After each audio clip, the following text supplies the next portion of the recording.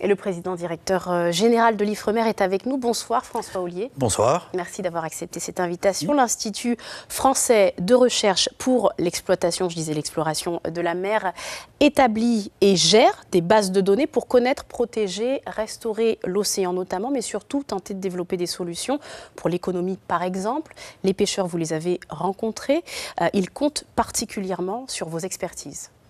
C'est important pour nous de rencontrer les pêcheurs, de rencontrer l'ensemble des acteurs avec lesquels on travaille. Mais ici, en Guyane, une grande majorité de nos travaux traitent de la biodiversité halieutique, de la pêche. Donc la biodiversité halieutique, c'est la biodiversité des poissons pêchés, de ceux qui sont aussi non pêchés, de la pêche, de la durabilité de cette pêche. Donc c'est important effectivement pour nous de rencontrer le président des pêcheurs et puis de pouvoir échanger avec lui, de comprendre les questions qui se posent et qui vient de réexprimer il y a un instant. Justement, il exprimait 4 grands axes de travaux qu'il aimerait que soient développés par l'Ifremer. Est-ce que c'est un projet pour vous ?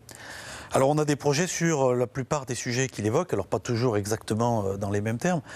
Sur la question par exemple de la crevette, dont on a observé que les populations d'une part baissaient, d'autre part que les captures baissaient depuis maintenant une vingtaine d'années.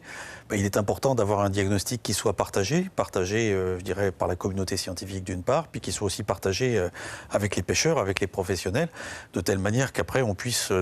C'est pas l'Ifremer qui détermine, c'est l'État, c'est en relation avec les organisations professionnelles, mais déterminer l'effort de pêche qui est acceptable. Donc on a un travail qui va être mené sur les crevettes en 2020, en 2021, pour pouvoir avoir une évaluation objective de la population. Je préfère le terme de population que le terme de stock. La population de crevettes sur l'ensemble de la côte guyanaise, de telle manière qu'on puisse avoir cet élément de bilan et d'état des lieux.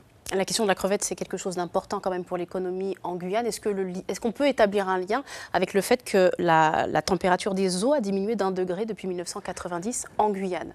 Alors la température en Guyane en général, elle a plutôt augmenté que diminué. C'est-à-dire qu'il y a une augmentation des températures. Ce que nous a dit tout à l'heure le président Karam, c'est qu'il y avait des variations de température entre la surface et puis le fond de l'eau. Alors ça, c'est un élément qui mérite d'être renseigné, d'être documenté, d'être observé.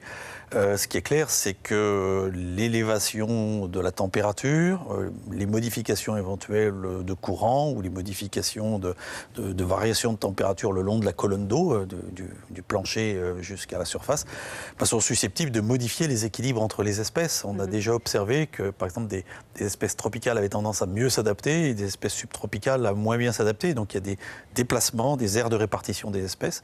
Alors je ne sais pas à ce stade vous dire si sur la crevette c'est un des facteurs décisifs, mais ça mérite d'être regardé, oui. On souligne en tout cas des facteurs naturels, mais il y a aussi des facteurs humains. La pêche dans les eaux guyanaises, c'est surtout 60% de flotte illégale. L'Ifremer avait mené une étude publiée en 2012 qui avait fait date. Les professionnels continuent aussi de déplorer ce phénomène. Y a-t-il une mise à jour en cours ?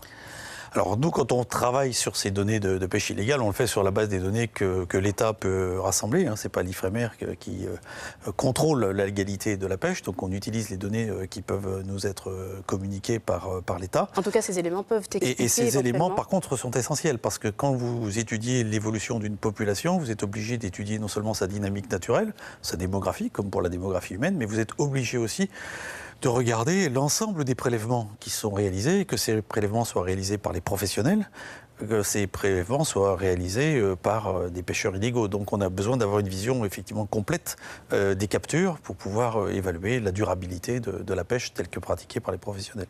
Et pour permettre aussi au pouvoir public de s'appuyer sur ces données pour prendre des décisions. Merci beaucoup François Ollier d'avoir été avec nous. On rappelle que vous poursuivez votre déplacement dès demain vers la Martinique.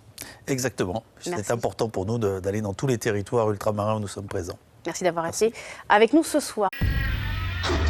Suivez l'info sur Guyana Première, télé, radio et Internet.